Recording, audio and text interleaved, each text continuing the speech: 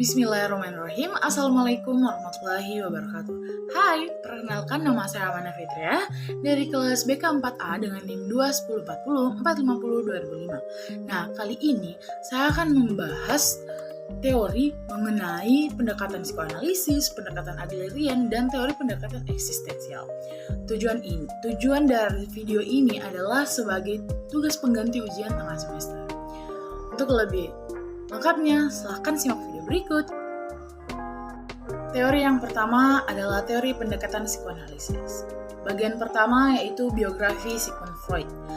Sigmund Freud dilahirkan dari sebuah keluarga dengan latar belakang keluarga yang mengalami kekurangan finansial dan terpaksa tinggal di apartemen yang sesak. Orang tuanya berusaha keras supaya Freud bisa mengembangkan kemampuan intelektualnya, tetapi pilihan karirnya terhambat karena dia keturunan orang Yahudi.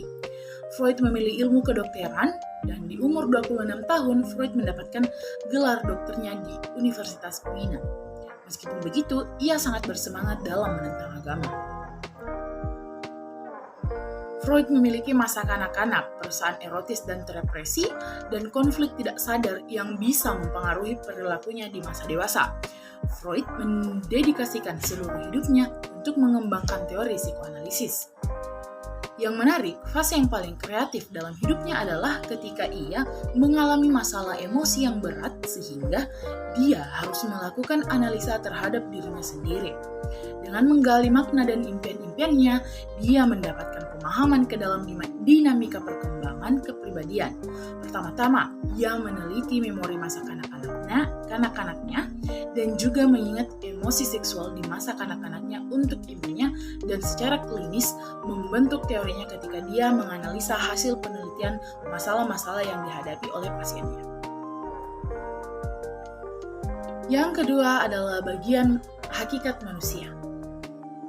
Perlu diketahui bahwa insting adalah pusat dari pendekatan aliran Freud.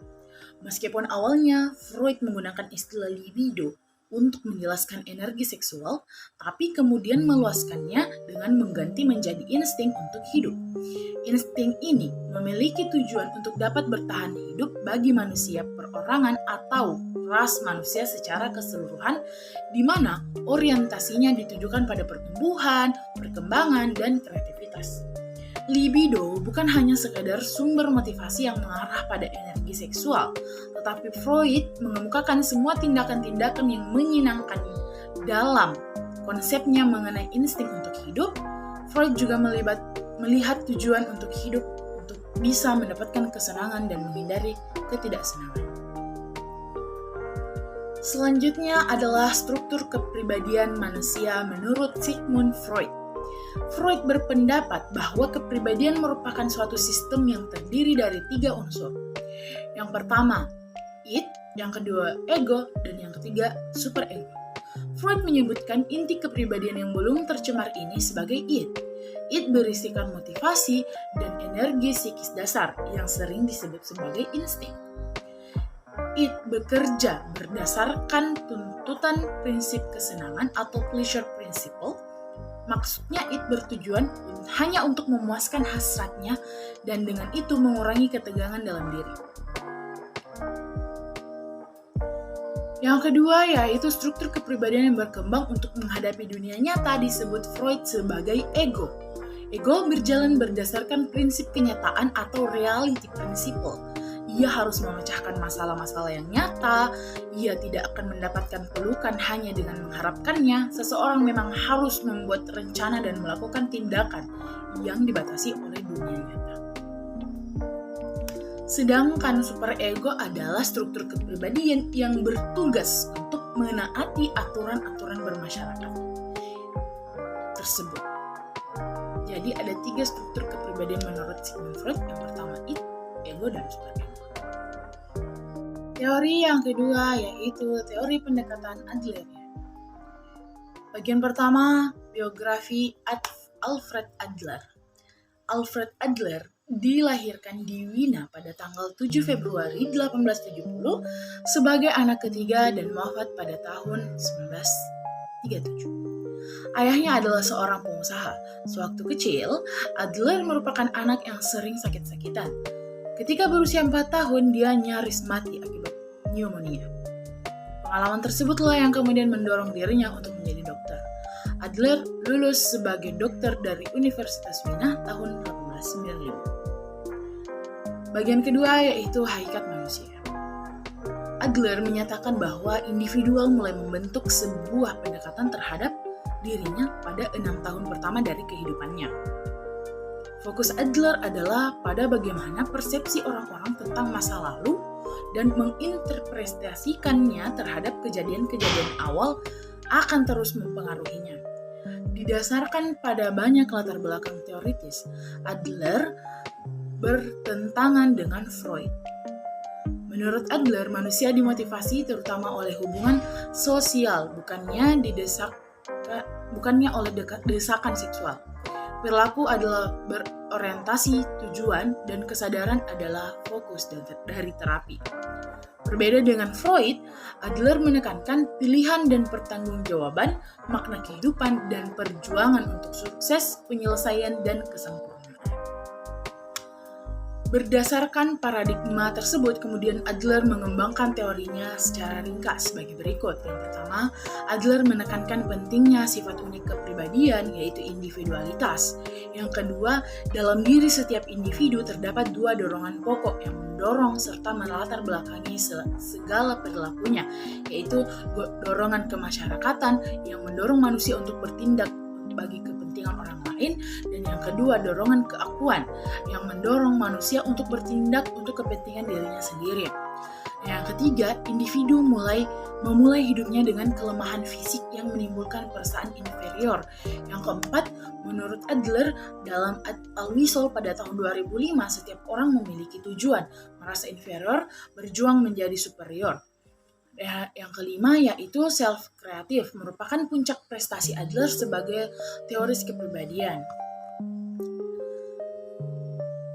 Adapun prinsip-prinsip dalam teori individual Adler dalam Surya Brata pada tahun 2016 yaitu yang pertama, prinsip rendah diri atau inferiority principle, yang kedua, prinsip superior atau superiority principle, yang ketiga, prinsip gaya hidup atau style of life principle, yang keempat, prinsip diri kreatif atau creative self principle, yang kelima, prinsip tujuan semu atau fictional goals principle, dan yang keenam, prinsip minat sosial atau social interest principle.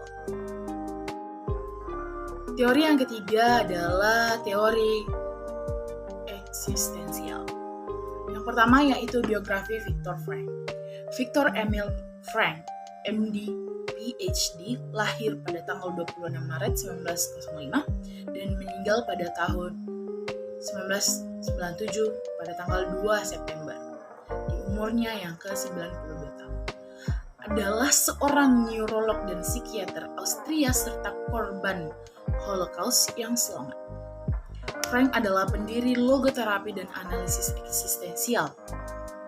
Dalam psikoterapinya, buku Man's Search for Meaning pertama kali terbit pada tahun 1946 mencatat pengalamannya sebagai seorang tahanan kamp konsentrasi dan menguraikan metode psikoterapinya dalam upaya mencari makna dalam segala bentuk keberadaan, bahkan yang paling kelam sekalipun.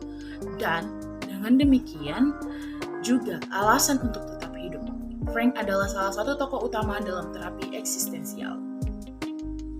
Menurut Eko Darminto, konseling eksistensial atau existential counseling untuk bahasan selanjutnya disebut dengan akronim KE, memiliki banyak pengembang, tetapi yang populer adalah Viktor Frankl, Rollo May, Irvin Yalom, dan lain-lain. Pandangan-pandangan daripada ahli seperti Maslow, Kierkegaard, dan yang lainnya, serta para penulis eksistensial seperti Camus dan yang lain, banyak membentuk keyakinan eksistensialisme. KE lebih dikenal sebagai suatu filosofi alih-alih model perlakuan. Pendekatan ini mulai berkembang di daratan Eropa pada sekitar tahun 1940 sampai 1950-an dan dipicu oleh berbagai peristiwa sosial, politik, khususnya Perang Dunia yang menyebabkan banyak orang mengalami alienasi dan ketidakbermaknaan. serta oleh perkembangan ilmu pengetahuan yang terjadi pada tahun-tahun tersebut. Dari sekian banyaknya penjelasan atau pengertian dari teori konseling eksistensial, dapat disimpulkan bahwa terapi eksistensial merupakan pendekatan konseling yang didasarkan pada pemahaman filosofis tentang manusia. Selanjutnya yaitu pokok-pokok teori konseling eksistensial. Yang pertama yaitu pandangan tentang sifat dasar manusia, yaitu manusia tidak bisa menghindari ketiadaan atau kematian. Yang kedua, sendirian atau teralienasi. Yang ketiga, tidak berdaya atau tidak bermakna. Yang keempat, rasa cemas dan rasa bersalah. Yang kelima, hakikat manusia. Yang keenam, pilihan. Ketujuh, kebebasan. Kedelapan, kecemasan dan perasaan bersalah. Selanjutnya, keberadaan di dunia. Selanjutnya, di dunia dengan dan dunia yang diinterpretasikan, serta kematian, perpindahan, kesehatan psikologis. Adapun tujuan dari konseling eksistensial, menurut Eko Darminto dalam teori-teori konseling, tujuan mendasar dari konseling eksistensial adalah membantu manusia menemukan nilai, makna, dan tujuan dalam hidup mereka sendiri. Konselor eksistensial tidak memiliki tujuan untuk merawat atau mengobati konseli, tetapi membantu mereka agar lebih menyadari tentang apa yang sedang mereka lakukan dan untuk membantu mereka keluar dari posisi peran sebagai korban dari kondisi hidupnya. Sedangkan menurut Gerald Corey dalam bukunya Teori dan Praktek Konseling dan Psikoterapi, terapi eksistensial bertujuan agar klien mengalami keberadaannya secara otentik dengan menjadi sadar atas keberadaan dan potensi-potensi serta sadar bahwa ia dapat membuka diri dan bertindak berdasarkan kemampuannya. Mungkin hanya itu yang dapat saya bawakan mengenai materi teori pendekatan psikoanalisis, teori pendekatan Adlerian, dan teori konseling eksistensial. Lebih dan kurang mohon dimaafkan. Billahi taufiq wal hidayah. Wassalamualaikum warahmatullahi wabarakatuh. Bye.